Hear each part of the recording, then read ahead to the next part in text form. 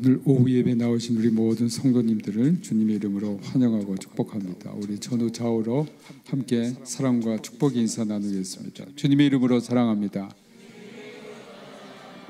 주님의 이름으로 축복합니다. 오늘 오후에 나오신 분들은 굉장히 잘 살 겁니다. 왜냐하면 우리가 경제와 뗄 수가 없거든요. 맨 처음 기독교의 그 초대 교회가요, 사실은 그 경제 생활을 공동으로 하는 그런 원시 우리 기독교의 공동생활 경제 정책을 했거든요. 공동생산, 공동분배를 했던 겁니다. 사도행전 교회가 바로 우리가 앞으로 기독교인으로서 어떤 경제 관점을 가지고 살아갈 건지 세계적으로 유명하신 우리 조연수 교수님 모셨습니다. 우리 한국에서 활동 굉장히 많이 하시고 또 평택대학교에서 기획처장으로 오랫동안 활동을 하셨고, 오늘 우리들에게 세상의 부자가 아닌 그리스도 안에서 부자가 되는 길을 분명히 가르쳐 주실 줄로 믿고, 또 우리 모든 성도님들이 그리스도 안에서 모두 부자가 되기를 주님의 이름으로 축복합니다. 네, 이런 거 크게 아멘 하셔야 됩니다. 하나님 말씀 잠언 11장 25절입니다.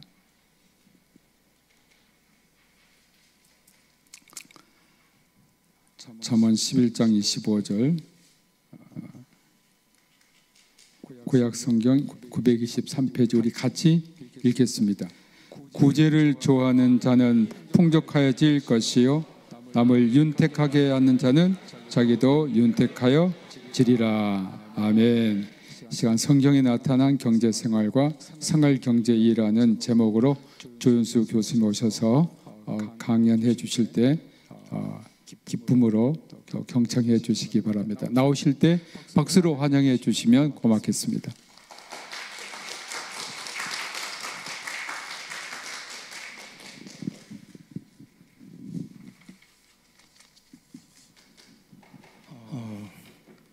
우선 이런 자리에 제가 쓸 수 있게 해주셔서 감사드리고요. PPT 파일 좀 띄워주시면 좋겠습니다. 우선은 제가 사실은 이 경제학을 전공을 하고 그다음에 또 이제 경영학을 또 중간에 한 번 더 했습니다. 그래서 경제학으로 학위를 받고 MBA를 해서 두 가지를 다 가리키고 있습니다. 지금 이번 년이 이제 30년이 좀 넘었고 학교 온 지가 30년이 넘었습니다. 그래서 30년 됐고 이제 그래서 저도 한번 이 연금 나중에 이제 곧 뭐 5년 뭐 4년 뒤면 연금을 받아야 되니까 저도 찾아봤습니다. 그래서 제 연금이 얼마나 될까, 저는 어떻게 살까. 근데 사실은 이 내용 가지고서 희한하게 다른 교회에서도 한번 한 10년 터울을 이렇게 강의를 하게 되는 것 같아요. 그래서 어떻게 살아야 되는지. 그래서 이제 우선 첫 페이지 한번 넘겨주시면요, 제가 한번 다시 한번 생각을 해봤습니다. 이 성경 구절에 나타나 있는 하나님이 원하시는 이런 경제적인 거라는 의미는 무엇일까를 생각해봤는데, 첫 번째 나오는 것은 나눔입니다. 가장 크게 나눔을 얘기하고 계시고, 그 다음에 불평등을 갖다가 사회에서 나오는 불평등을 좀 해소하면 좋겠다, 이런 말씀에서 이제 나눔이 연결되는 것 같습니다. 그 다음에 또 하나의 틀은 뭐냐면 공정한 사회를 뜻합니다. 왜냐하면 사회가 모든 사람이 동일하게 똑같이 태어난 게 아니기 때문에, 또 동일한 일을 갖다 해온 게 아니기 때문에 여러 가지의 어떤 격차가 벌어질 수밖에 없습니다. 특히나 대부분이 살고 있는 자본주의는 이 격차가 많이 벌어지는 그 틀을 가지고 있습니다. 그래서 이걸 가지고 하나의 큰 약점이라고도 설명할 수 있는데 약점 맞습니다. 왜냐하면 격차가 커진다라는 거는 줄이는 기능이 좀 있어야 되는데, 줄이는 기능을 강하게 할 수는 없어요. 왜냐하면 개인의 소득이라는 것이 있고, 또 우리가 말하는 이 공정한 일반적인 이런 사회적인 소득이 있기 때문에 이 사회적인 소득하고 개인의 소득은 매칭이 안 됩니다. 그래서 사실은 사회적 경제라는 얘기가 많이 나오는데, 사회적이라는 거하고 경제라는 걸 붙일 때 저도 굉장히 의심스러웠어요. 왜냐하면 이런 개념은 두 개가 연결성이 없는 건데, 완전히 이 대립적인 각을 가지고 있는데, 이 두 개가 있다는 거에 대해서 좀 굉장히 좀 힘들어했습니다. 저도. 그래서 이제 사실은 이 부분을 갖다 설명을 해야 되는데 그게 공정한 사회를 표현하는데 굉장히 어려운 개념입니다. 말하기는 쉬운데 공정이 참 어렵습니다. 그 다음에 이제 이 하나님 말씀 중에서 나와 있는 게 약자의 보호입니다. 근데 이 약자의 보호를 제가 어디에 둘까라고 판단했는데 공정한 사회 쪽에다가 약자의 보호를 두는 게 맞겠다고 판단을 했습니다. 그래서 오르페드가 났고요. 그 다음에 이런 부분에 나타나는 게 이제 그렇게 된다라면 평등이라는 것을 갖다가 다시 설명하게 되는데 이것이 이 평등이라는 것이 과연 좋을까? 근데 너무나 평등하다 보면 노력에 대한 어떤 가치를 못 느끼게 되고 우리 인간이라는 것이 어떻게 살아가기 위해서 경제적인 부분을 도입할 수밖에 없었는데 이 도입이라는 것이 큰 의미를 본다라면 경쟁적으로 만드는 의미도 있고요. 그다음에 어떻게 본다라면 나눔적인 의미도 있습니다. 그래서 경쟁적인 의미가 굉장히 강하게 갖는 것은 비즈니스적인 어떤 이윤 추구라 그럽니다. 비즈니스라 그러면은 큰 특징이 있는데 아주 좋진 않아요. 왜냐하면은 비즈니스적인 특징은 너와 내가 만났는데 비즈니스로 만났다 그러면 너 거를 내가 가질 수 있을까? 어떻게 하면 내가 안 뺏기면서 너 거를 가져올 수 있을까? 이거는 비즈니스적인 개념입니다. 그래서 이런 거는 경쟁적이고 가지려고 노력하는 거기 때문에 빼앗기지 않으려고 하는 거기 때문에 굉장히 좀 이렇게 격차가 심해지고 어떻게 공정하지 않은 사회를 갖다가 또 다시 만들 수 있고 또 어떻게 보면 상하 간의 구분이 될 수 있고 이렇게 만들어 전개되는 겁니다. 근데 그렇지 않게 이 경제적인 개념을 갖는다라면 여기에서는 우리가 공정이란 걸 갖다가 조금 더 추구할 수가 있고 나눔도 추구할 수 있고 그 다음에 평등이라는 개념도 끌고 갈 수는 있습니다. 다만 이걸 갖다가 제도적으로 할 거냐 아니면 사회적으로 알아서 할 거냐. 근데 아마 믿음이 강하신 분들은 하나님의 말씀을 따르기 때문에 사랑의 실천이라는 어떤 사랑이라는 개념이 포함하고 있거든요. 그래서 사랑이라는 개념을 가지고서 이걸 갖다가 자기도 모르게 또 알지만 그래도 나타내지 않고 이렇게 실천하고 있는 게 아마 그런 나의 경제부적인 부분을 갖다가 실천이라는 사랑을 통해서 나눔을 통해서 실천을 하고 있다고 봅니다. 다음 페이지 가시죠. 빨리 좀 지나가겠습니다. 그래서 다시 한번 결국 이 일반적인 경제에서는 어떤 게 문제점인지 조금 보고 싶었습니다. 그래서 이런 개념이 있기 때문에 조금 이제 일반 경제하고 이 성경 기초에서 나오는 경제라는 개념은 조금 다릅니다. 그래서 아마도 여러분들 중에서도 두 가지를 갖다가 이제 어떤 목적을 가지고 태어나서 어떤 목적으로 성장을 해왔고 그 목적으로 해서 지금까지 왔는데 지금도 앞으로 가야 될 길입니다. 근데 그게 크게 큰 틀에서 본다라면 삶의 만족을 위하는 나의 목적이라는 삶의 길이 있고 또 하나는 뭐냐면 욕망을 추구한다 그럽니다. 내가 욕망을 추구하기 위해서 경쟁적인 소득을 갖다가 확보하려고 그러고 또 그것을 통해서 내가 도움을 주려는 개념도 있고 근데 어떤 부분에서는 인간적인 삶을 영위하면서 삶에서 얻어진 그 보답을 가지고서 내가 또 나누려고 하는 게 있고 그래서 이렇게 가게 되면 사회적인 어떤 인간 생활을 갖다가 추구하게 더 강하게 가게 되고요. 욕망을 갖다가 추구하는데 굉장히 중점을 두게 되면 이쪽은 조금 전에 얘기했던 비즈니스 인간 생활을 갖다 하게 됩니다. 그래서 이제 어떤 이 사회적인 부분하고 소유적인 개인적인 부분이 두 개가 나눠져서 결국에 마지막을 보게 되면 공동체를 책임져야 되는데 공동체를 갖다 책임지는 거는 삶의 만족을 갖다가 더 강하게 느끼시는 분들이 공동체의 만족을 갖다가 끌어내주고 거기서 활동을 하게 됩니다. 그렇지만 비즈니스적인 욕구를 가지고 있는 인간 생활을 따라가게 된다면 이거는 결국 부의 집중 현상이 나타나기 때문에 쉽게 얘기하는 부익부 빈익빈이라는 것이 나타날 수도 있고 부의 편중이라고 설명할 수도 있고 그 다음에 이것에 의해서 내가 조금 더 우월해 보이는 즉 상대적인 우월성을 갖기도 합니다. 그래서 경제학에서도 상대적인 우위의 경제를 갖다가 가지고 있는 분들이 상대적 우위를 점하게 됩니다. 그런데 그것이 강하게 되면 이게 권력으로 가게 됩니다. 그래서 이런 부분을 갖다가 조금 더 본인들이 이런 경우에는 본인이 너무나 이쪽을 치우쳤기 때문에 사실은 이런 사회적인 부분을 갖다 조금 더 인식해서 돌아올 기능을 줘야 되는데 여기에 한번 빠지게 되면 끝이 어딘지가 없습니다. 왜냐하면 욕망의 끝이 없기 때문에 그렇습니다. 그래서 이런 얘기 많이 합니다. 각각 학생들 대상으로도 너가 갖고 싶은 게 금이 있다면 내가 얼마만큼 줄까? 무한히 받고 싶습니다. 그래, 그 무한은 어디까지일까? 저도 아직 모르겠어요. 아마도 없을 겁니다. 무한이라는 개념은. 그래서 무한대라고 표현하거든요. 근데 비즈니스의 욕구는 무한히 갈 수 있고요. 이 공동체적인 삶의 욕구는 자신의 만족을 가지면서 자기가 어떤 테두리를 지키면서, 그 테두리라는 공동체 사회의 내가 일부분이라는 걸 지키면서 가기 때문에 한계를 갖다가 뛰어넘으려고 그러진 않습니다.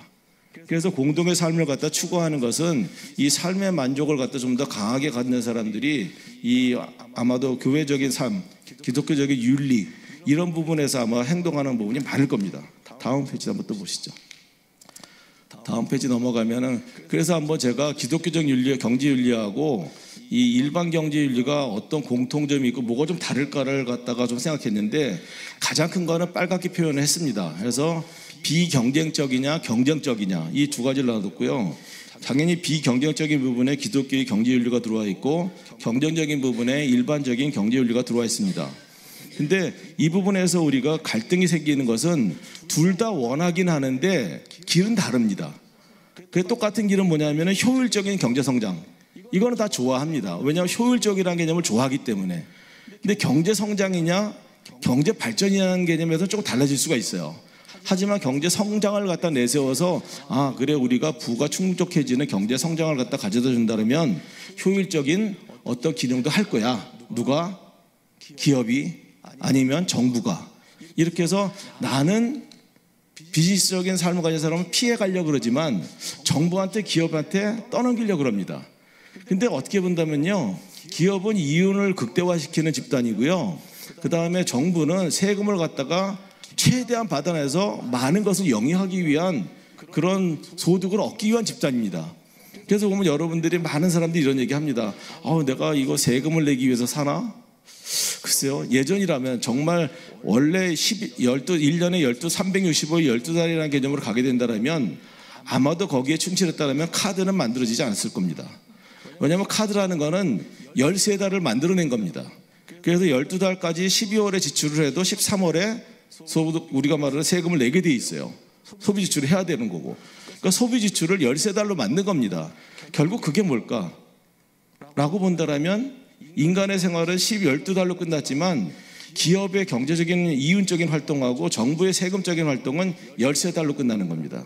그렇기 때문에 12달이라는 인간적인 삶에다가 플러스 한 달 더해서 소득 창출을 하고 세금 창출을 해서 많은 것을 영위하겠다. 소득 창출해서, 이윤 창출해서 급여를 많이, 직원들의 급여를 많이 주겠다. 좋습니다. 세금 창출을 많이 해가지고 사회의 정의를 갖다가 우리가 세우겠다. 이것도 좋습니다. 근데 그것이 우리가 말하는 공동체의 전반적인 일반 보편적인 그런 삶을 갖다가 끌어줬느냐 그러면 그렇지 않게 설계가 된 게 자본주의입니다. 그렇기 때문에 거기에서 갈등이 좀 많이 나타나는 거고요. 그래서 이걸 갖다 해결하기 위해서 사회적 경제 시스템을 갖다가 이제 구축을 하게 됩니다.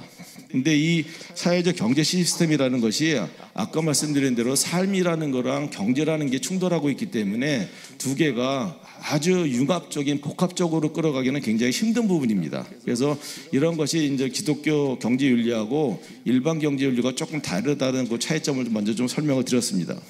그런데 그 다음 페이지 넘어가게 되면요, 가장 이제 힘들어하는 부분입니다. 이해는 쉬운데 실천하기가 어려워요. 희소 가치가 있으면 갖고 싶습니다. 그게 욕망이라는 부분이에요. 그래서 인간의 삶을 따라갈 거냐, 비즈니스적인 어떤 경쟁적인 삶을 따라갈 거냐면 집에서도 계속 자녀들한테 경쟁적인 삶을 요구합니다. 열심히 해야 돼. 너가 좀 더 잘 돼가지고서, 그럼 잘 되는 게 뭘까? 성공을 해야 돼. 그러면 어린 자녀들은 부모님이 원하시는 삶, 그래 내가 태어난 거는 성공적인 삶이야. 그러면 그 삶이 뭘까? 성공하는 거, 돈을 많이 버는 거, 연봉이 많는 거, 좋은 집에 사는 거, 그죠? 다 좋은 거예요. 그래서 그걸 쫓다 보니까 결국 그게 뭐냐 그러니까 그 위로 원하는 거 쭉 가다 보니까 희소 가치를 갖다가 내가 갖는 겁니다. 남한테 주는 것보다는 희소 가치일수록 가치가 크기 때문에 그걸 내가 갖겠다라는 거예요. 제일 좋은 대학에, 전 세계에서 제일 유명하다는데 다 가야 됩니다. 근데 그런 학생들이 어느 한 방면에서 굉장히 뛰어나요. 뛰어난데 주변을 조금 더 돌아봤으면, 공동체를 조금 더 보게 해줬으면, 부모님들이 보게 하든지 아니면 학교에서 그 부모를 보게 하든지, 누군가가 그 조력자가 있었다라면 아마 한 방향으로 너무 많이 가고 한 방향을 위해서만 욕망축을 하지 않았을 겁니다. 근데 그걸 봤다라면, 주변에 도와줬다라면 한 방향으로 가되 주변을 보면서 공동체를 아마 눈에 보고서, 눈 속에서는 보는 것은 전체를 보고 따라가는 것을 이상적인 삶을 갖다 만들어낼 수 있었을 겁니다. 근데 이 부분에 대해서 설명하기도 굉장히 사실은 어렵고요. 시속 가치를 설명하는 건 너무나 어려워요. 근데도 굉장히 쉽게 얘기를 하고 있어요. 근데 인간의 삶이라는 것은 따라가고 있다는 거예요. 나도 모르게. 왜? 그게 필요하니까. 그게 효율적이라 그러니까. 그래서 나도 모르게 이거는 좋은 것 같아. 그래, 이 물건이 하나밖에 없으니까 내가 비싸게 샀는데 내가 사면 좋겠어. 그죠? 모든 경제학에서의 설명은 기본은 하나가 있습니다. 그건 뭐냐면요, 선택이에요. 그래서 학문으로 만든 거는 게임 테오리라고 그러는데 모든 걸 게임으로 판단합니다. 그래서 이 게임 테오리를 만든 사람이 경제학상을 갖다 노벨 경제학상을 받게 됩니다. 결국 뭐냐면 선택을 해야 되는데 이 기로점에서 공동체를 선택할 거냐, 나를 선택할 거냐. 근데 게임 테오리에서 그 선택의 이론 중에서 보게 되면은 선택은 자기한테 시소 가치가 있는 거, 욕망과 가까운 거, 소득과 관계된 거, 이로운 거, 이런 것을 갖다 계속 따라가게 만들어 놨어요. 근데 여기에서 갈등이라도 조금 있었으면 어떻을까? 이걸 선택했을 때 그 다음이 어떻게 벌어진다라는 것, 그 두 가지를 갖다가 설명을 해주고, 그래서 다시 돌아와서 한 번 더 선택할 수 있게 하는 기회를 준다면 좋았을 텐데, 이 시소가치라는 것은요, 돌아오지 못하게 만듭니다. 계속 추구해서 빠져들게 만듭니다. 그렇기 때문에 이 부분이 사실은 자원과 상품이 희소하다는 건 우리는 알고 있고 눈이 들어왔어요. 그렇기 때문에 내가 가져야 된다고 생각을 합니다. 그래서 그런 식으로 간다면 제가 한번 정리를 해봤습니다. 과연 이 희소성이 뭘까? 그래서 이 희소성의 핵심은 제한된 공급, 가치 인식의 변화, 욕망과 갈등, 이 세 가지가 다 어려워요. 다 어려운데 저희들은 이 세 가지를 이해한 순간, 비즈니스적인 삶을 사람들은 이 세 가지를 이해한 순간 내가 소득을 남들보다는 훨씬 더 잘 올릴 수 있다라고 판단합니다. 왜냐하면요, 좀 더 알기 때문에 그래요. 그래서 경제학에서는 참 어렵고 너무 어느 부분에서는 이걸 젊은 학생한테 먼저 가르쳐도 될까? 이런 마음이 있으면서도 기본적인 원리이기 때문에 가르칩니다. 그래서 저는 사실은 경제 원론을 가르치는데 굉장히 싫어합니다. 경제 원론은 뭐냐면요, 경제학에서 나오는 모든 그 영역들을 갖다가 다 끌어모아서 하나로 만든 거예요. 그렇기 때문에 기초라 그러는데 이 기초를 이해하는데 저도 한 10몇 년이 걸렸어요. 모르겠습니다. 왜냐하면은 한 분야를 갖다가 중요한 것만 여기다 엎어놨는데 여기 내용이 간단하게 설명되어 있거든요. 누구라도 쉽게 이해할 수 있게. 그러다 보니까 그 아래에 따라오는 내용들을 갖다가 잘 모르는 거예요. 근데 대부분 사람들은 원론이라는 거 하나만 배우면은 다 했다고 생각합니다. 그래서 그 경제원론 수업을 할 때 제가 저한테 만약에 정말 너가 하고 싶은데 경제원론만 가르치려면 저는 한 3년에서 4년 가르칩니다. 왜냐하면 그 모든 걸 다 가르쳐 줘야 돼요. 왜 그렇게 나왔는지. 그러면은 이런 거니까 이거는 내가 생각해야 될 게 이러이러한 부분이 있구나. 여기서는 조심해야 될 게 뭐가 있구나. 근데 매력적인 것은, 나를 빠져들게 하는 것은 이런 부분이구나. 경제적인 삶을 갖다 사는 일반 경제 사람들한테는 그것만 가르칩니다. 그렇기 때문에 한번 들으면 나 절로 가야 돼. 저쪽으로 삶을 살아야 돼. 이런 경우가 참 안타까웠어요. 제가 이거 참 어려운 얘기였는데 저희 학과에 지금은 한참 됐는데 그 다른 학부에 우리가 말하는 공동체적인 삶을 추구하는 사회서비스대학에 무슨 학과가 있습니다. 지금도 그 학과 학생이었는데 저랑 운명적으로 교양을 가르치다가 만났어요. 그래서 예전에는 글로벌 학생들만 따로 가르쳐가지고 제가 기획하고 이 PPT라는 이런 이런 부분을 갖다 테크닉적인 걸 많이 가르쳤었는데 따로 거기 글로벌 학생으로 와가지고 열심히 배운 학생이에요. 근데 그 학생은 공동체적인 삶을 열심히 누구보다도 했던 그 학생이었어요. 왜냐하면 그 학생 아버님이 목사님이셨습니다. 그리고 반주에서 반주를 하고 있었고, 근데 갑자기 그쪽에를 하고 있다가 교수님, 그래서 왜? 저 상경계로 가고 싶어요. 왜? 너가 오면 아버님이 가만 안 있으실 것 같은데, 목사님이 너가 돈을 벌겠다, 이쪽으로 비즈니스로 오겠다 그러면 너 어떡하려고 그러니? 그래서 일단 제가 막았습니다. 왜냐하면 제가 죄를 짓는 것 같아요. 막았어요. 결국 나중에 전과에서 저희 과로 왔고, 지금 잘 커서 그 미국으로 인턴을 하고, 그 다음에 또 돌아와서 싱가포르에 가서 다국적 기업에 들어가서 우리나라에 들어오는 자동차 부품을 갖다 거의 1조 이상을 갖다 딜을 하는 그런 학생으로 컸습니다. 그래서 지금은 저랑 그 들어오면서 10년, 20년에서 60살까지의 설계를 했거든요. 인생 설계를. 그래서 가끔 제가 해줍니다. 10년 단위로 끊고, 1년 단위로 끊고, 한 달 단위로 끊고, 일주일 단위로 끊어서 일주일에 생활을 잘했으면 동그라미, 중간이면 세모, 못했으면 X 해가지고서 4번을 갖다 해보게 되면 한 달은 내가 세모야, 동그라미야, X야 해가지고서 그걸 쭉 만들어서 설계표를 만들어서 진행한 그 학생입니다. 그래서 한국에 이제 돌아왔어요. 근데 돌아왔는데 왜 돌아왔냐면은 그 설계한 시간이 그때가 자기 결혼할 시간이에요. 그래서 결혼하려고 들어왔습니다. 결혼했습니다. 해가지고서 지금 현재는 독일에 유학을 가서 남편하고 같이 유학을 가서 남편은 시계와 관계된 공부를 하고 있고 대학원에 다니고 있고, 그 다음에 그 친구는 너 놀지 말고 너 물류 쪽 계속 이쪽 일을 했으니까 너 대학원 가. 그래서 지금 대학원에 석사과정에 들어가 있습니다. 요 분야는 졸업하는 학기예요. 이걸 뭐냐 하면요, 이 매력적이라는 거예요. 일반 경제에서 경제학을 추구하고 소득을 내가 가질 수 있고, 근데 이런 개념에 빠지면 좀 이게 좋은 걸 수도 있고 나쁜 걸 수도 있어요. 내가 많이 벌어서 더 나누면 되지 않을까. 그죠? 근데 그걸 실천하기가 참 어려운 거예요. 미래적인 거고.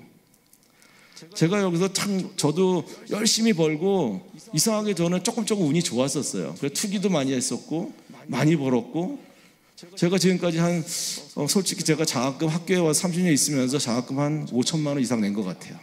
그리고 어려운 학생 따로 등록금도 내준 적도 있고, 유학 가는데 돈이 없다 그랬는데 가고는 싶어 하는데 없다 그래서 비행값이라도 하라고 그러고 그냥 전처럼 좀 주기도 했고, 그 다음에 다른 걸 뭐 이렇게 도와주기도 하고. 근데 왜 그러냐면 제가 친구들이랑 이렇게 봐도 다 저 같으면 좋겠다. 근데 저도 부족한 부분이 많을 겁니다. 그래도 그렇게 나눴다라면, 많은 사람 중에서 60, 70%가 나눴다라면 더 좋아지지 않았을까. 정부가 어떤 제도에 의해서 모든 사각지대를 갖다 막아줄 수는 없거든요. 근데 그 학생들은 예전에 그랬잖아요. 아마 여러분들 선배님들 아마 아셨을 거예요. 학교 가게 되면 장학금 받는데 공부 잘해야 됩니다. 뭐든지 우선이 돼야 되고, 또 교수님이 잘 봐야 돼요. 조교가 잘 봐야 되고. 그렇지 않으면 받을 수가 없어요. 근데 어려운 친구들이 참 많았어요. 한 친구는 학교를 잘 못 나와서 그 유학 간 친구가 너 왜 이렇게 안 나오니? 그러니까 사실은 차비가 좀 어렵습니다. 제가 생활하기도 바쁜데 그 친구가 예전에는 야간도 있었어요. 그래서 야간 대학을 다녔었는데 야간 학과를 왔었는데 굉장히 어려웠어요. 근데 그 학생의 갈등은 딱 여기서 말하는 전목적인 부분입니다. 경제적인 부분에서 너무 어렵다. 나는 경제적인 부분을 해결 먼저 하고 싶다. 그래서 내가 열심히 어떤 공동체 자금을 갖다, 그 친구도 굉장히 하는 친구였었는데 거기에서 무너지는 걸 제가 보기가 싫었어요. 그래서 그거는 너와 내가 만난 거는 운명인 것 같아. 그래서 그거는 내가 한번 해결하면 해주면 안 될까? 그래서 그런 부분을 해주기 시작해서 결국 유학을 갔습니다. 그래서 일본에 유학 가가지고 그 다음에 어떻게 했는지 모르겠어요. 근데 저도 그런 마음은 있어요. 그렇게 도와줄 때는 내가 거기까지에 맡겨진 게 하나님의 나에게 주어진 일이라고 판단을 합니다. 그래서 아무 미련은 없고 나중에 지나서 그 친구가 좀 더, 제가 갈 때는 꼭 그런 얘기를 해줍니다. 너도 어느 시간이 돼서 열심히 한다면 너도 똑같이 나누면 좋겠다. 저는 사실은 목사님이 제일 여기 오늘 그 성경 구절을 갖다가 이제 말씀해 달라 그래서 이 부분은 딱 기억났던 거예요. 왜냐하면 제가 실천하고 싶었거든요. 굉장히 실천하고 싶은 욕구가 강했습니다. 근데 더 죄송한 말씀은요, 저는 기독교 신자가 아닙니다. 저는 카톨릭 신자고요. 그리고 아마도 학교에 안 왔으면 저는 아마 신부님이 됐을 겁니다. 왜냐하면 저는 신부님이 되고 싶은 게 꿈이었었어요, 사실은. 그래서 제가 신학교를 갔다라면 아마 저희 그 염수경 추기님이 계신데 그분이 제 아버지 신부님이 됐을 것 같습니다. 그리고 굉장히 집안적으로 전부 다 저희 쪽에는 신부님이 많고 목사님이 많고 수녀님이 많고 그렇습니다. 그래서 종교라는 것은 항상 안에 있었던 것 같아요. 그래서 제일 큰 목사님은 저희가 조용기 목사님이 저희 쪽에 목사님이시고, 그래서 굉장히 이런 저희 쪽에 이렇게 많았었습니다.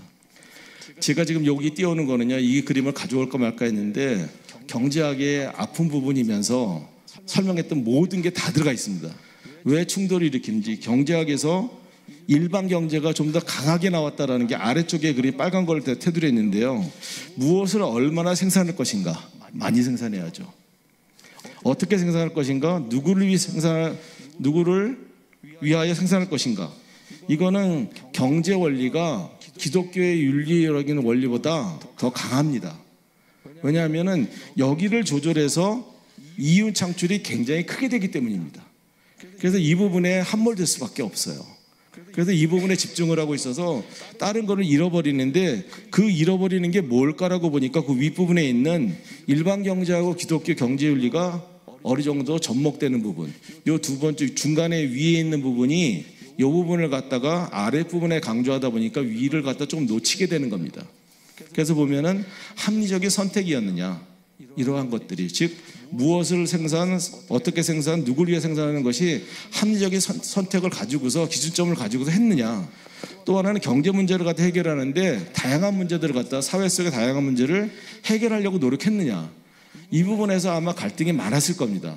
그런데 경제 성장과 발전을 갖다 내세우는 사람들은 아랫부분에 함몰돼 가지고서 위를 조금 간과하고, 그 다음에 후순위적으로 뒤를 생각합니다. 그 다음에 문제일 것이다 라고 하기 때문에 시간이 지나서 뒤에 다시 돌아가서 앞에 걸 하려다 보니까 다 하기가 어렵다라는 겁니다. 그래서 그런 부분에서 이제 기독교 경제 윤리하고 일반 경제의 사회 이런 논리가 좀 안 맞아 들어간 겁니다. 그래서 한번 이걸 갖다 접목을 시켜보고 싶어서 다음 페이지에 이제 한번 접목을 시켜봤습니다.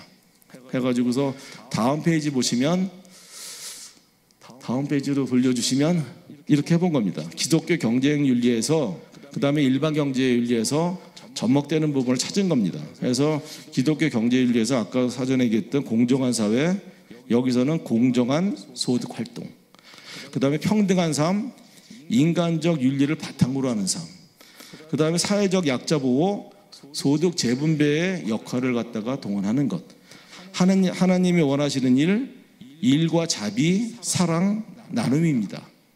근데 일반 경제를 돌아가게 되면은 이윤과 소득 중심의 생산과 소비 경제예요. 그 다음에 개인적인 경쟁적 이윤 창출을 합니다. 기업, 정부, 소비자가 생존 경제를 하고 있어요. 욕망과 소유 그리고 만족인데, 이 오른쪽에 일반 경제를 보게 되면 굉장히 치열하게 움직이는 겁니다. 똑같은 사회 속에 사회라는 것을 설명할 수 있고, 일반 우리가 말하는 기독교 경제 윤리에서는 사회를 가지고 설명할 수 있고, 이 일반 경제 쪽에서는 시장을 가지고 설명을 하게 됩니다. 그래서 시장은 굉장히 치열합니다. 왜냐하면 시장이라는 건 어떻게 설명하면 우리가 말하는 파이의 논리라 그래요. 동그란 피자 파이가 하나 있는데 누가 하나를 갖다 8개 조각에서 한 조각을 먹어버리면 나머지는 7조각입니다. 그러면 나머지 사회에 있는 분들은 7조각, 8조각에서 한 조각을 뺏겼기 때문에, 누가 가져갔기 때문에 7조각을 가지고 나눠야 돼요. 근데 만약에 기업이 몇 개를 가져갔고, 이윤 창출에도 가지고 있고, 정부가 세금을 또 가지고 있고, 또 개인이 가지고 있고, 이러다 보면 8조각이 아니라 6조각이 될 수도 있고 5조각이 될 수도 있습니다. 여기에서 또 살아가려다 보니까 이 6조각을 가지고서 8조각으로 나눠 먹어야 될 사람들이 6쪽밖에 안 남다 보니까 인간적인 삶이라는 기독교 경제 윤리로 살고 싶어도 어느 부분에서는 갈등이 생길 수밖에 없고, 어느 부분에서는 미안하지만 마음은 있지만 일반 경제 쪽으로 조금 더 편중된 생각을 해서 그렇게 행동을 할 수밖에 없다는 겁니다. 그러면 그게 나쁜 것이냐? 그렇지 않다라는 거예요. 왜냐하면 공정할 수 있는 이 판이라는 것이, 파이가 좀 더 커져서 8개가 10개가 되고 12개가 되고 이런 사회를, 이런 걸 만들었으면 되는데, 이거를 만들어가서 사회에 있는 사람들이 충분히 먹을 수 있는, 나눌 수 있는 것이 있다라면 괜찮은데, 이것이 따라가지 못한다면 조금 더 인간의 일반 경제의 논리로 따라갈 편입될 수밖에 없다라는 부분은 어쩔 수 없는 부분일 수도 있다라는 겁니다. 그래서 너무나 그 부분들을 갖다가 그렇게 따르는 부분을 너무 나쁘게 생각해서도 안 되고, 이해도 할 줄도 알아야 된다고 생각합니다. 그래서 이런 부분은 조금 더 큰 사람, 어른들이 이해할 수 있는 부분이라고 생각을 합니다. 그 다음에 이제 요것이 마무리고, 그 다음에 짧게 제가 이제 이 다음 부분에, 다음 파트에서 정년 후에 어떻게 살아야 될까, 이 부분에 대해서 조금 생각을 해봤습니다. 그래서 여기 다음 페이지 넘어가면요, 요 다음 페이지 보면 소득이라는 건 결국 소득과 소비거든요. 그럼 소득과 소비 곡선인데 60세까지 정년으로 본다면 이때까지 쭉 올라갔다가 쭉 떨어집니다. 근데 보면은 저축이라는 건 거의 일어나지 않고 있어요. 그러면은 생활하기가 참 힘듭니다. 왜냐하면 저축이 많으면 노후까지 내가 알아서 살아갈 수 있거든요. 우리 옆에 있는 나라 일본 사람들의 경우 보게 되면요, 거기는 평균 저축액이 어느 정도 되냐면은 현찰로 지금 따지면, 우리 원화로 따지면요 한 8억 정도 됩니다. 현찰로 8억이 있다는 거예요. 20년 전에 그럼 돌아가 보면요, 그때는 5억이 있었어요. 굉장히 큰 돈입니다. 그래서 내가 충분히 경제 성장이 한참 쭉 올라갔을 때 열심히 벌어서 저축을 했더라면 그 정도의 소득을 가지고 있을 텐데, 우리 그 상황이 그렇지 않거든요. 두 번째 페이지 넘어가면 지금 이게 연금 대상자로 본 겁니다. 국민연금을 받는 사람들이 이런 모습을 가지고 있어요. 그 다음에 두 번째 페이지 가보게 되면요, 두 번째 장은 기타연금입니다. 사학연금이 있을 수 있고, 공무원연금이 있고, 그 다음에 경찰연금, 군인연금, 이런 개인연금들이 또 있거든요. 근데 공제법인들이 있고, 여기서 보게 되는데 유사하게 이것도 60대에서 쭉 올라갑니다. 다만 연금 생활자 중에서 이 기타연금으로 하는 사람들은 우리가 국민연금을 내는 사람보다 조금 더 많이 냅니다. 그래서 아마 이런 부분이 있을 거예요. 제 친구가 이제 얼마 전에 정년을 했는데, 한 몇 년 전, 1, 2년 전에 정년을 했겠죠. 그래서 이제 그 연금재단에 있었는데 만나서 이런 얘기 합니다. 사학연금은 흑자야. 교수들, 교직원들인데 흑자입니다. 그래서 다른 연금들이 전부 다, 국민연금도 그렇고 사학연금으로 다 같이 합치려고 합니다. 흑자니까 여기는. 근데 재밌는 일리가 있어요. 왜 흑자일까? 교직원들이 정년을 하고 나서 빨리 사망합니다. 빨리 사망하기 때문에 받는 연금이 적어요. 근데 더 웃긴 거는 사학연금은 일반 연금의 2배씩 냅니다. 그래서 사학연금을 받는 사람들은 왜 저분들은 많이 받지? 왜냐하면 한 달에 내는 사람이 내는 게 국민연금의 일반 연금들이 100만 원을 내면 사학연금 사람들은 200만 원을 냅니다. 그래서 평상시 살아갈 때에는 급여가 높지가 않아요. 그런데 나중을 보니까, 우리가 사회 나와서 이렇게 보니까 선생님들은, 교수님들은 잘 사는데 열심히 사는 겁니다. 열심히 살고 많이 내고 빨리 가십니다. 그래서 항상 흑자입니다. 그래서 그 친구가 우리는 흑자야. 그래서 너희들이 빨리 그런 활동을 잘해줘서 우리 사학연금에 있는 사람들은 괜찮아. 씁쓸하죠? 왜 그러냐 보니까 그 친구들 한 얘기 중에 제일 재밌었던 얘기가, 너무 너도 정년 가까워졌는데 인생을 불태우지 마. 마지막 나가는 입장에서 내가 못 태운 불을 갖다 다 태우고 갈 거야. 그러다 너도 사도 죽는다. 근데 희한하게요, 정년 전 몇 년 하고요, 정년 후 몇 년 사이에 사망자가 그렇게 많습니다. 제일 많다 그럽니다. 이 논리는 일반 직장에 다니는 사람이 월요일날 산업재해 받아서 죽는 숫자가 많은 거랑 똑같습니다. 긴장이 풀어진다라는 거예요. 앞뒤로 이제 다 왔다. 그 다음에 다 했다. 그 다음에 나 어떡하지? 그래서 위기가 온다라는 겁니다. 그래서 내가 다 왔다라는 거 생각하지 말고, 가야 될 길이 더 있다라는 거, 이제 모하지가 아니라 나는 준비한 대로 제2의 희망을 산다. 이런 개념으로 한다라면은 생애 주기에서 새로운 삶을 살 수 있을 겁니다. 그 다음 페이지는 61세 이후에, 이거 정부의 발표입니다. 통계청에서 발표한 거고요. 61세 이후에 생애주기 적자 추이를 보게 되는데 적자가 점점 늘어난다는 겁니다. 그렇다면 이 적자를 갖다가 늘어나는 거에 대비해서 나는 어떻게 살 거냐는 겁니다. 그렇다면 미리 준비를 해야 되겠죠. 준비하게 되는데 가장 이 적자를 갖다가 이 생각을 하면서 준비해야 될 방향, 즉 어떻게 살아야 될까를 갖다가 제가 한번 예전에 한번 생각한 적이 있어가지고 이렇게 설명을 해본 겁니다. 마지막 부분입니다. 이렇게 하면 좋겠다라는 겁니다. 제가 학생들한테 누누이 설명했습니다. 다음 페이지입니다. 누누이 설명하고 있는데 저는 지난주 강의에서도 학생한테 첫 강의하면서 얘기를 했어요. 너희들 지금부터 할 일은 너희들은 월급을 받는 개념으로 산다. 즉 부모님이 용돈을 준다. 그렇다면 너희가 해야 될 일이 하나 꼭 있다. 뭐냐면은 매달 써야 되는 돈이라는 거, 확정된 돈에 관한 통장을 하나 만들고 그거 이외의 통장을 하나 더 만들어라. 그래서 통장을 하나 2개 가지라고 합니다. 여러분들도 살아오면서 지금도 직장 다니거나 그러면 꼭 돈은 기능이 다른 거예요. 내가 이번 달에 꼭 써야 되는 돈이라는 거는 첫째 주에 써야지 좋은 돈이 있고 둘째 주, 셋째 주, 넷째 주가 가서 써야 되는 돈은 다른 겁니다. 넷째 주에 써야 되는 돈인데 내가 첫째 주에 썼다? 아무 의미가 없어요. 만족도는 제로로 떨어집니다.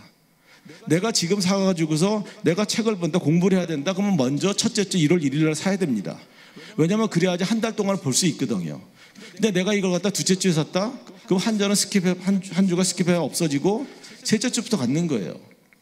내가 첫째 주부터 써야 될 거는 첫째 주에 소비하고 그래서 그렇게 소비로 확정된 걸 갖다가 어떤 부분이 있는데 그게 뭘까? 한번 적어보자.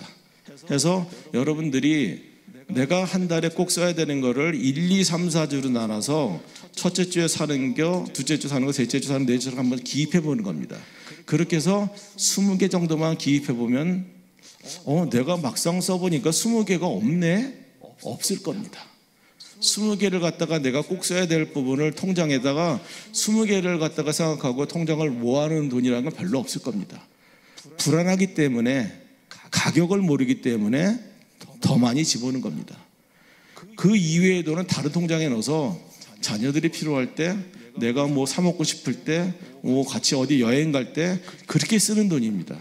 그렇게 여유가 되는 돈은 그쪽으로 계속 모아두면 되고요. 꼭 써야 될 돈은 이쪽으로 모아놓으면 돼요. 그러면 그거는 뭐냐면 조절할 수가 있습니다. 돈을 갖다가 우리가 말하는 부자들의 특징은요, 돈을 조절하고 있다는 거예요. 내가 써야 될 돈, 쓰지 않아야 될 돈, 얼마만큼 써야 될까, 얼마만큼 넘어가면 안 될까, 이 부분을 명확히 알고서 본능적으로 느낀다는 겁니다. 저도 30몇 년 동안 그렇게 해왔습니다. 그래서 제 통장에 항상 젊을 때 안 했을 때에는 맨날 모자랐어요. 섞였으니까.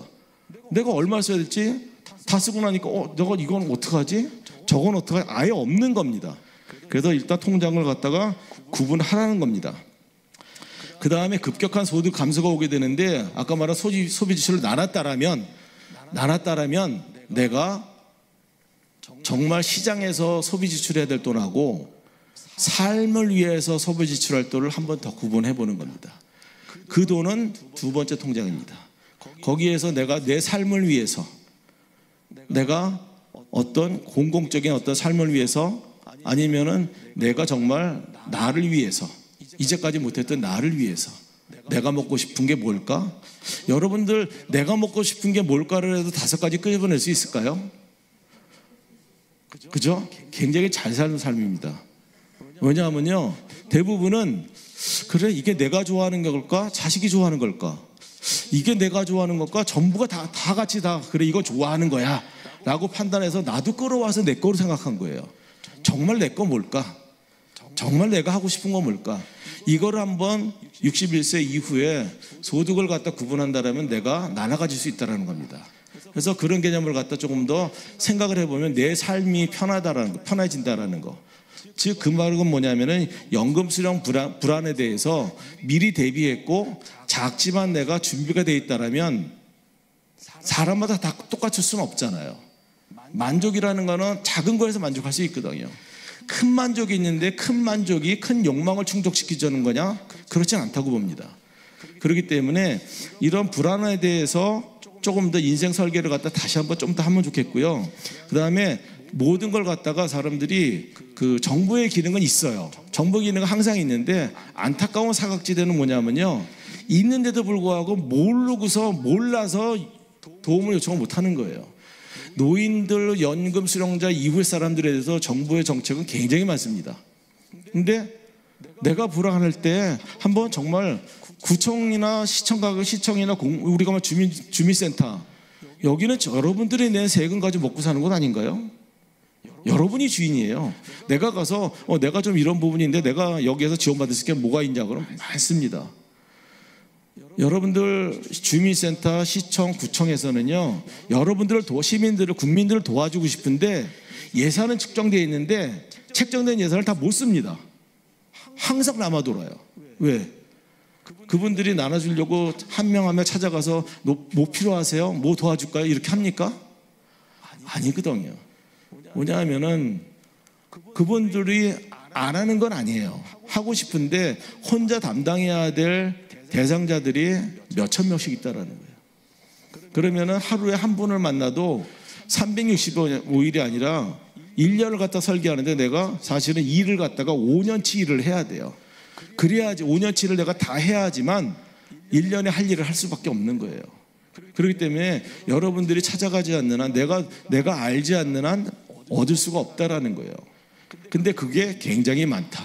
그래서 그걸 갖다 대행해 주는 사람들이 기관이 있어서 그걸 대행해 주고 수수료를 한 달치를 받습니다. 그래서 학생 고용노동부에서 하는 사업도 취업을 시켜주는데 기업한테 월급을 갖다 누가 주느냐? 어떤 기관을 통해서 취업을 했으면 학생들의 급여를 갖다가 고용노동부가 줍니다. 1년 동안. 그러면 그 기관은 어떻게 하느냐? 한 달치의 수고료로 해서 한 달치 거의 임금을 갖다가 그 기관으로 줍니다. 구조는 그렇게 돼 있어요. 정부 설계가 그렇게 돼 있습니다. 왜냐하면 제가 초기에 이 행안부 쪽하고 고용노동부 쪽 일을 많이 했어요.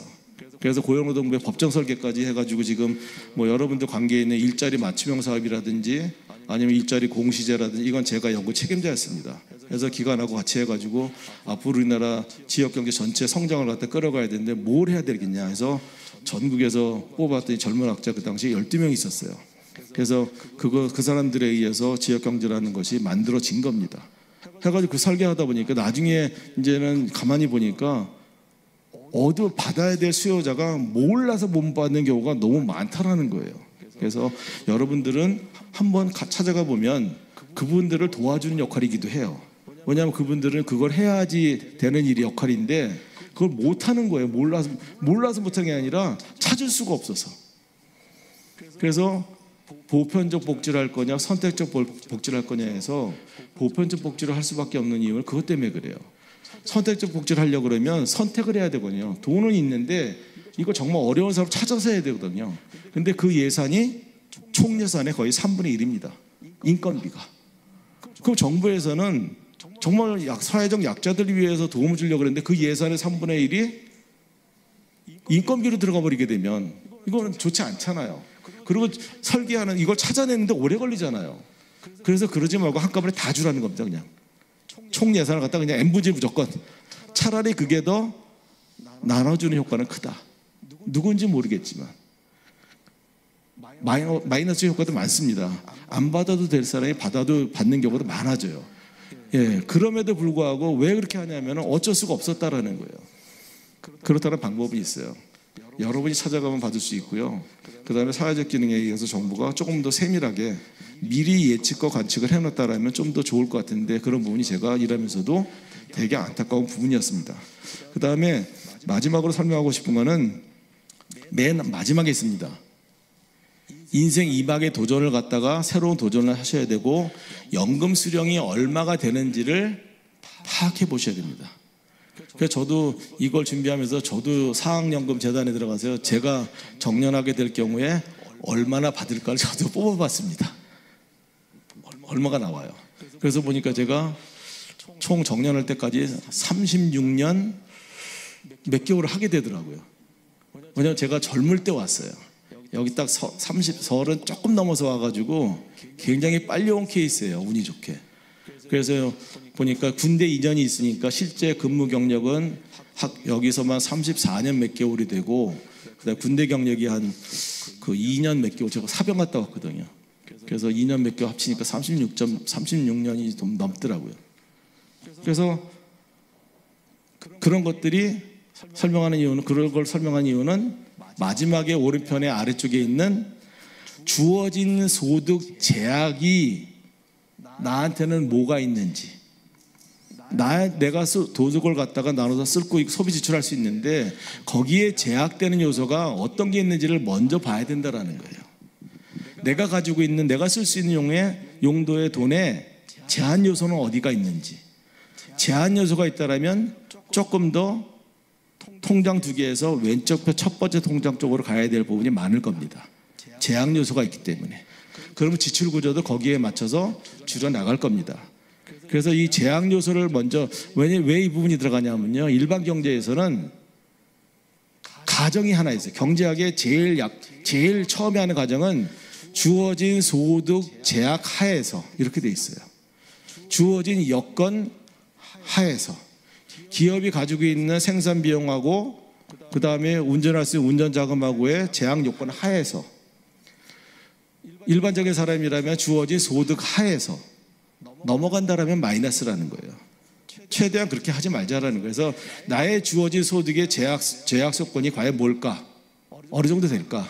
이거를 파악하고서 그 다음에 여러분의 삶 쪽이랑 그 다음에 여가 쪽이랑 이 두 개를 통장을 구분해서 하게 되고, 조금 더 여러분들이 공동체적인 삶에서 만족감을 더 느끼고, 그 다음에 욕망이라는 것은 한이 없다라는 거. 그래서 나의 욕망은 나는 여기까지가 내가 좋아하는 욕망이야. 이런 제한을 갖다 조금 더 가질 수 있다라면 여러분의 인생은 행복할 거라고 생각합니다. 여기서 마치겠습니다. 감사합니다. 네, 오늘 참 좋은 강의, 또 좋은 정보를 주신 우리 조현수 교수님 감사합니다. 박수 한번 보여주시기 바랍니다. 질문이 있으시면 나중에 또 저한테 말씀해 주시면 제가 조 교수님께 패스 물어보도록 하겠습니다. 429장 찬송 부르시고 축도로 오늘 주일 오후 예배를 마치겠습니다.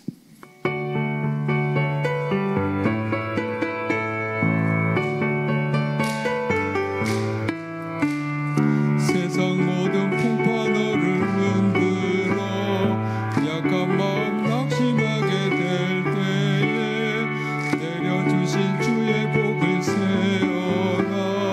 주의 크신 복을 내가 알리라. 모든 복을 세어 보아라. 크신 복을 내가 알리라. 모든 복을 세어 보아라. 주의 크신 복을 내가 알리라. 세상 근심 걱정 너를 누르고 십자가를 등에 지고 나갈 때 주가 내게 주신 복을 세어라. 두려움 없이 항상 찬송하리라. 모든 복을 세어 보아라. 크신 복을 내가 알리라. 모든 복을 세어 보아라. 주의 크신 복을 내가 알리라. 세상 권세 너의 앞길 막을 때 주만 믿고 낙심하지 말아라. 천사들이 너를 보호하리니 염려 없이 앞만 보고 나가라. 모든 복을 세어 보아라. 크신 복을 내가 알리라. 모든 복을 세어 보아라. 주의 크신 복을 내가 알리라. 윤술 학교 그 준비위원들은 마치고 아래층에서 회의가 있으니 참석해 주시기 바랍니다. 기도하겠습니다. 예수 그리스도의 은혜와 아버지 하나님의 크신 사랑하심과 성령님의 감화 감동하심이 우리의 삶의 모든 영역에서, 특별히 육을 입은 우리 인간들이 매일 접해야 되는 그런 경제활동 영역에서 우리를 지키시고 또한 풍성한 은혜로 공급하신 그 은혜를 믿고 의지한 여기 모인 모든 우리 성도들과 그들의 가족과 권속과 평택대학교회와 피어선 기념학원 평택대학교 그리고 조현수 교수님과 그 학과와 이 땅에 있는 많은 어려운 사람들 북한에서 고난당한 우리 믿음의 형제 자매들에게 지금부터 영원토록 함께하기를 축원하옵나이다. 아멘.